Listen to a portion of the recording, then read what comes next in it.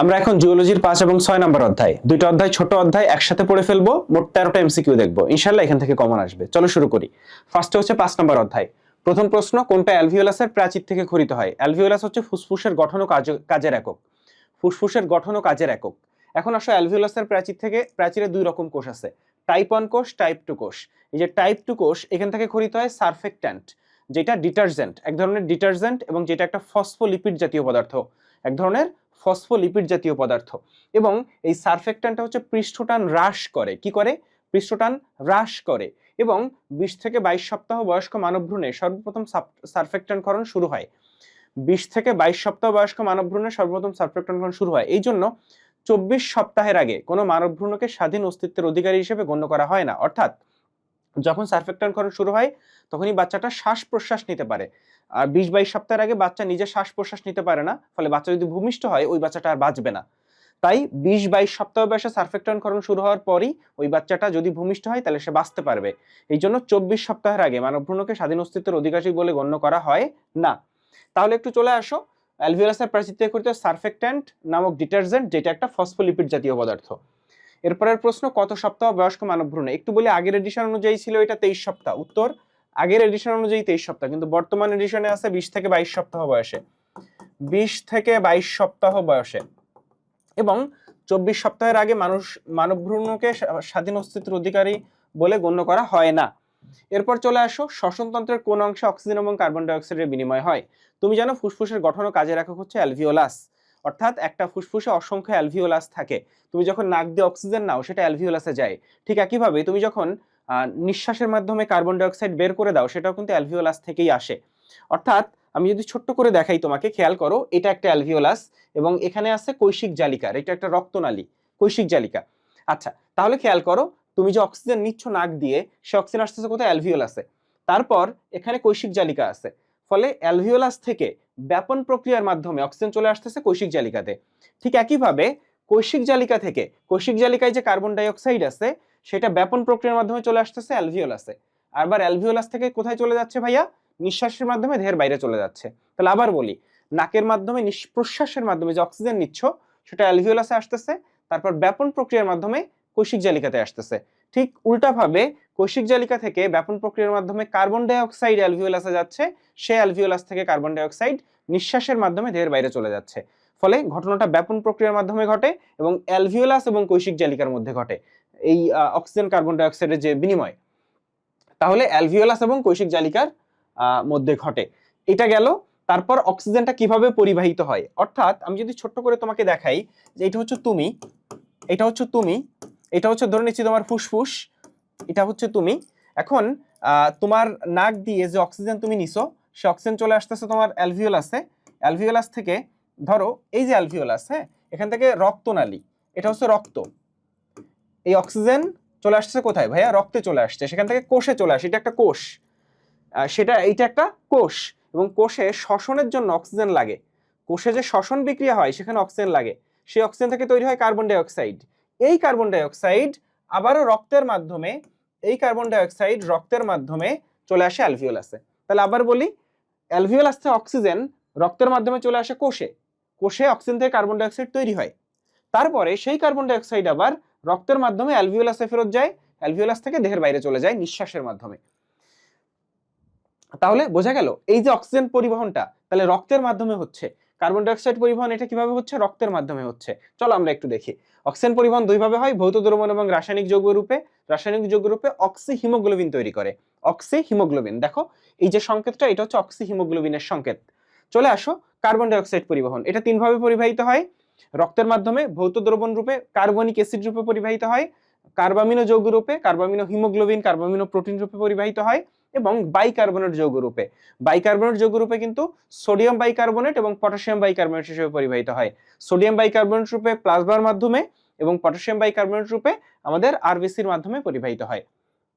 তাহলে বাইকার্বনেট যৌগ রূপে, সোডিয়াম বাইকার্বনেট রূপে প্লাজমার মাধ্যমে এবং পটাশিয়াম বাইকার্বনেট রূপে লোহিত কণিকার মাধ্যমে এটা পরিবাহিত হয়।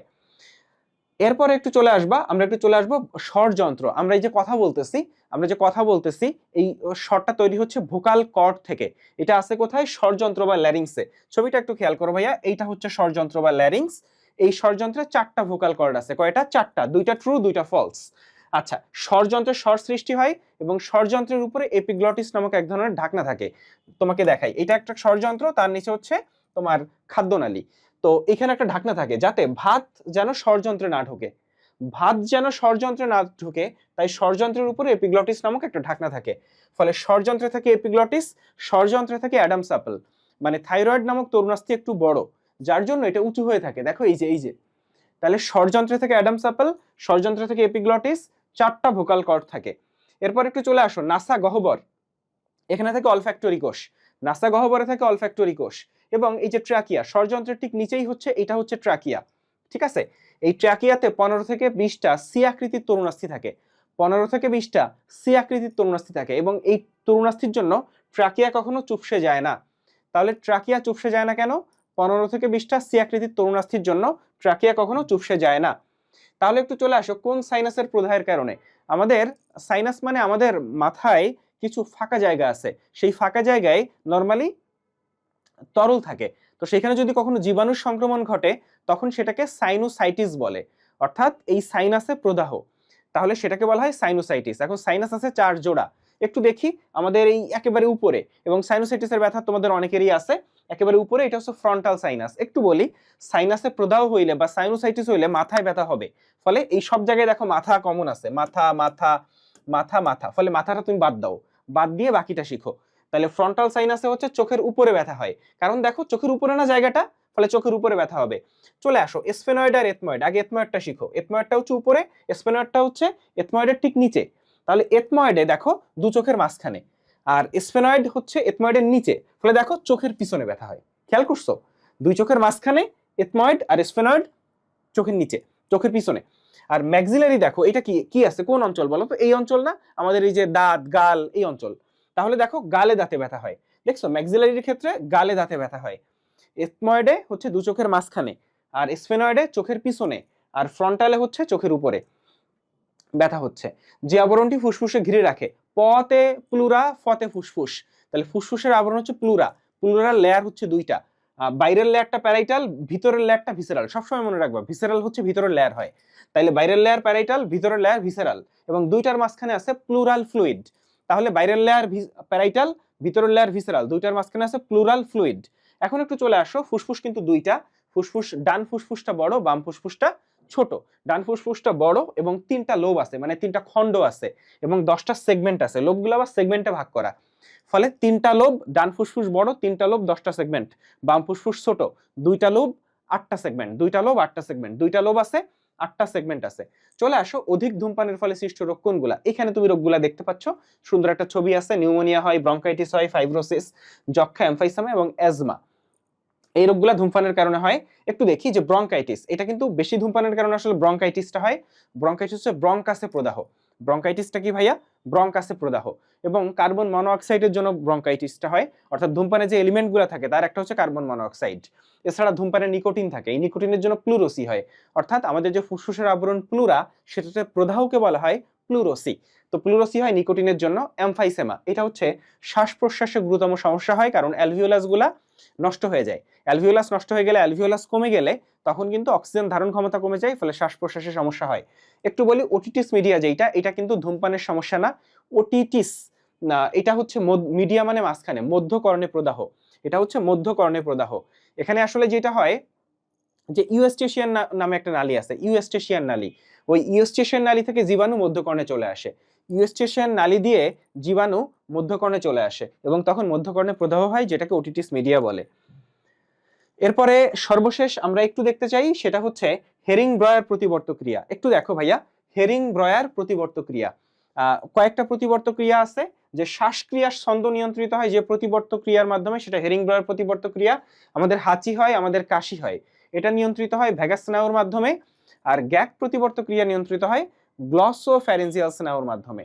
এরপরে আমরা একটু দেখি যে এই যে শ্বাস প্রশ্বাস, আমরানি মিনিটে 14 থেকে 18 বার, একটা বাচ্চা মাত্র জন্ম নিছে, নবজাত শিশু, তার ক্ষেত্রে প্রতি মিনিটে শ্বাস প্রশ্বাস হয় 40 বার। এরপরে আসো, আমাদের বুক এবং পেটকে আলাদা করছে একটা পাতলা পর্দা, যেটাকে বলে ডায়াফ্রাম।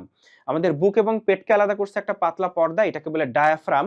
ডায়াফ্রামে ওখানে আছে ফ্রেনিক স্নায়ু, ফ্রাম থেকে আসছে ফ্রেনিক স্নায়ু। এরপরে আমাদের বুকের খাঁচায় যে হাড্ডিগুলো আছে, এই হাড্ডিগুলার মাঝখানের স্পেসকে বলে ইন্টারকোস্টাল স্পেস। এই ইন্টারকোস্টাল স্পেসে আছে ইন্টারকোস্টাল পেশি, ইন্টারকোস্টাল স্নায়ু, সব হচ্ছে বুকের খাঁচার এখানে। আচ্ছা, এখন চলে আসো প্রশ্বাস যখন হয়, অর্থাৎ আমাদের প্রশ্বাস বলো, আমাদের নিঃশ্বাস বলো, এগুলো কন্ট্রোল করে হচ্ছে এই ডায়াফ্রাম এবং ইন্টারকোস্টাল পেশি বা ডায়াফ্রাম এবং ইন্টারকোস্টালের যে স্নায়ু তারা, অর্থাৎ ফ্রেনিক স্নায়ু, ইন্টারকোস্টাল স্নায়ু। তো প্রশ্বাসের সময় ডায়াফ্রাম এবং ইন্টারকোস্টাল পেশি সংকুচিত হয়, আর নিঃশ্বাসের সময় এরা শিথিল হয়। শিথিল হয় মানে সংকোচনটা আর হয় না, আবারও জায়গা মতো চলে আসে, ঠিক স্বাভাবিক অবস্থায় চলে আসে। আর প্রশ্বাসের সময় এই ডায়াফ্রাম এবং ইন্টারকোস্টাল পেশি সংকুচিত হয়। কি হয় ভাইয়া? সংকুচিত হয়। তাহলে এর মাধ্যমে আমাদের পঞ্চম অধ্যায়টা শেষ, আমরা চলে আসলাম ষষ্ঠ অধ্যায়ে। এই অধ্যায়টায় প্রশ্ন আরো কম আসে। চলো, মানবদেহে মূত্র নিষ্কাশনের সঠিক গতিপথ কোনটা? তাহলে আমি যদি তোমাকে একটু বলি, দেখো দুইটা কিডনি, তুমি কি খেয়াল করছো ডান কিডনিটা একটু নিচে, ডান কিডনিটা একটু নিচে, আর বাম কিডনিটা একটু উপরে। এটা ফার্স্টে আমরা দেখলাম। তারপর একটু চলে আসো, আমরা একটু দেখি যে আমাদের এই যে কিডনির এই অঞ্চলটার নাম হচ্ছে পেলভিস। এটাকে কি বলে জানো? পেলভিস। এটা হচ্ছে ইউরেটার। এই যে জায়গাটা, এটা হচ্ছে ইউরেটার, এটা হচ্ছে ইউরেটার, এই যে ইউরেটার। তারপর এইটা হচ্ছে আমার ব্লাডার, মূত্রথলি। এটা হচ্ছে আমার ব্লাডার বা মূত্রথলি। তারপরে হচ্ছে এটা হচ্ছে মূত্রনালী, এটাকে ইউরেথ্রা বলে, এটাকে ইউরেথ্রা বলে, ইউরেথ্রা, বুঝছো? তাহলে খেয়াল করো ভাইয়া, আমার ইউরেটার, আমার ফার্স্টে পেলভিস, হ্যাঁ, পেলভিস থেকে মূত্র আসে ইউরেটারে, ইউরেটার থেকে মূত্র আসে মূত্রথলিতে, মূত্রথলি থেকে মূত্র আসে মূত্রনালীতে, যেটাকে ইউরেথ্রা বলে, তারপর বাইরে চলে যায় দেহের। ফলে পেলভিস, ইউরেটার, মূত্রথলি, মূত্রনালী, নির্গমন, এটাই হবে অ্যান্সার। চলে আসো, আমরা যদি একটা কিডনির প্রস্তুতচ্ছেদ করি, কয়েকটা অংশ পাই। একেবারে বাইরের দিকে হচ্ছে কর্টেক্স, মাঝখানে হচ্ছে মেডুলা, আর একেবারে ভিতরে হচ্ছে পেলভিস। দেখো এইটা পেলভিস, এই পেলভিস থেকে মূত্র আসে হচ্ছে ইউরেটারে, এই ইউরেটারে আসে। তাহলে পেলভিস থেকে মূত্র আসে, একটু খেয়াল করো ভাইয়া, এই কিডনি থেকে মূত্র আসে ইউরেটারের মাধ্যমে, আবার মূত্রথলি থেকে মূত্র আসে মূত্রনালী বা ইউরেথ্রার মাধ্যমে। তাহলে মূত্রথলি থেকে আসে ইউরেথ্রার মাধ্যমে, আর কিডনি থেকে আসে হচ্ছে ইউরেটারের মাধ্যমে মূত্রথলিতে। এই জিনিসটা ভুল করা যাবে না। এরপর একটু চলে আসো, আমরা চলে আসবো ডায়ালাইসিস পদ্ধতি। ডায়ালাইসিস দুই রকম তোমরা জানো, হিমোডায়ালাইসিস এবং পেরিটোনিয়াল ডায়ালাইসিস।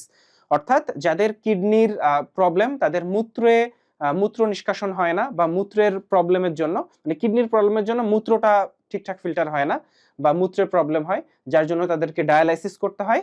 এবং এই ক্ষেত্রে দুই রকম ডায়ালাইসিস আছে, হিমো আর পেরিটোনিয়াল ডায়ালাইসিস, এবং ডায়ালাইসিস অবশ্যই কিডনির সমস্যার জন্য হয়। এরপর চলে আসো মূত্রের পিএইচ কত। মূত্রের পিএইচ হচ্ছে এখানে সুন্দর করে লেখা আছে 6।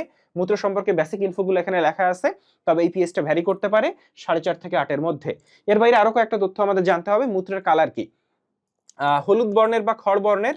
তো ইউরোক্রোম থাকার জন্য মূত্রের কালারটা, মূত্রের যে কালার সেটার জন্য দায়ী হচ্ছে ইউরোক্রোম। আরেকটা জিনিস, মূত্র দুর্গন্ধযুক্ত, এটার জন্য দায়ী হচ্ছে ইউরিনোড।